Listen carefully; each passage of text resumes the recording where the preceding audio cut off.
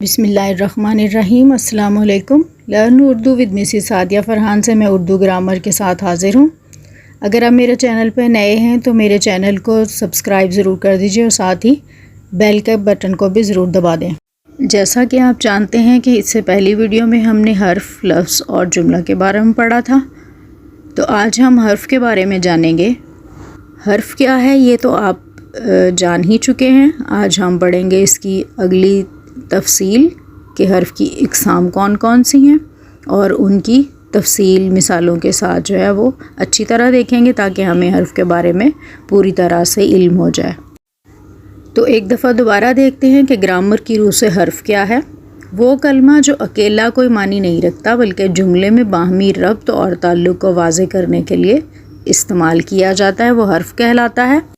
جیسے کہ یہ پانی کا گلاس ہے، کتاب میز پر ہے، علی نے میری بات سنی۔ ان جملوں میں آپ دیکھیں کا، پر اور نے جیسے جو حروف استعمال کیے گئے ہیں، دیکھنے میں تو یہ الفاظ ہیں لیکن یہ حروف جار کہلاتے ہیں، جس کو آپ انگلش میں پریپوزیشن کہتے ہیں۔ اگر کسی بھی جملے میں ان کا استعمال نہ کیا جائے، یعنی کوئی جملہ ان کے بغیر ہو، تو وہ کوئی معنی نہیں رکھتا، یعنی اس جملے کی کوئی وضاحت نہیں ہوتی یا اس کا کوئی مطلب سمجھ میں نہیں آتا۔ تو جملے کا ربط پیدا کرنے کے لیے تاکہ وہ آسانی سے سمجھا جا سکے، لفظ کو لفظ سے ملانے اور اس کا تعلق واضح کرنے کے لیے یہ حروف استعمال کیے جاتے ہیں جو کہلاتے ہیں حروف جار۔ اب یہ حروف جار کون کون سے ہیں آئیے ذرا دیکھتے ہیں۔ تو یہاں پہ حروف کی جو ہے وہ 6 اقسام ہیں، جس میں سب سے پہلے حروف جار، حرف جار یا حروف جار، حرف عطف، حرف علت، حرف اضافت، حرف بیان، حرف تشبیہ۔ سب سے پہلی قسم جو حرف جار ہے اس کو تفصیل سے دیکھ لیتے ہیں۔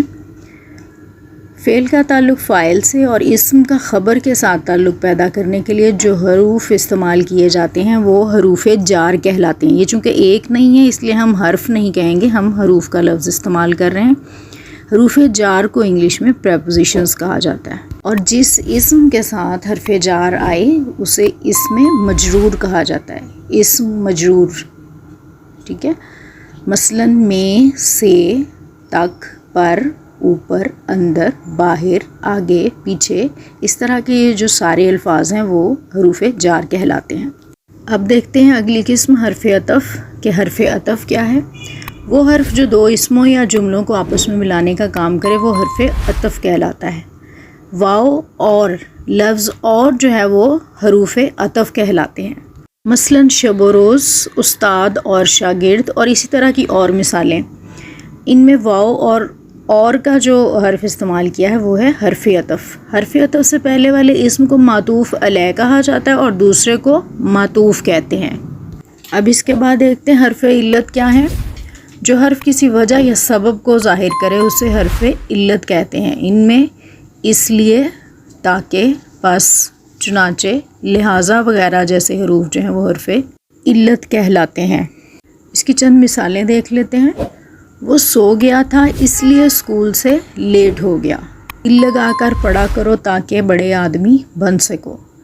اس نے محنت نہیں کی لہٰذا فیل ہو گیا۔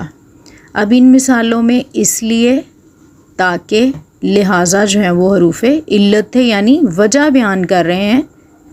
یعنی اسکول سے لیٹ ہونے کی وجہ کیا تھی؟ وہ سو گیا تھا۔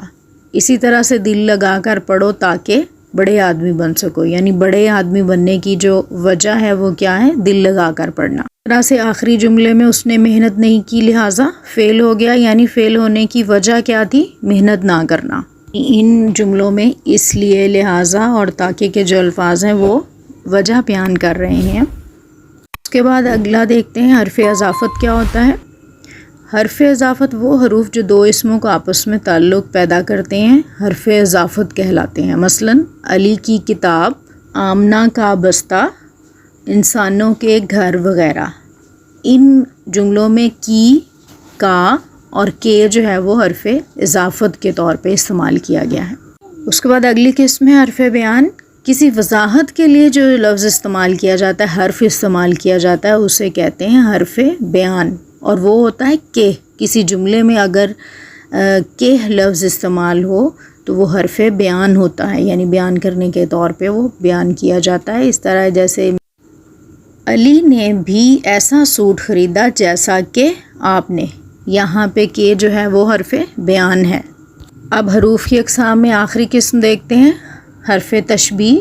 تشبیہ جیسے نام ہی سے آپ دیکھتے ہیں کسی کی مثال کے طور پہ بیان کرنا، مانند کہنا یا کسی کے جیسا جو ہے وہ بیان کرنے کے لیے جو الفاظ استعمال کیے جاتے ہیں وہ حرف تشبیہ ہے. یعنی مشابہت ظاہر کرنے کو تشبیہ دینے کے لیے جو حروف استعمال کیے جاتے ہیں وہ کہلاتے ہیں حرف تشبیہ. اب کیا ہیں یہ؟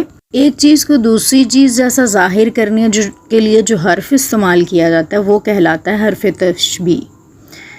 مثلا احمد کا بیٹا اس جیسا ہے، وہ چاند کی مانند خوبصورت ہے، وہ سورج کی طرح گرم ہے. اب یہاں پہ کی طرح، جیسا اور مانند جیسے جو حروف استعمال کیے گئے ہیں وہ کہلاتے ہیں حروف تشبیہ.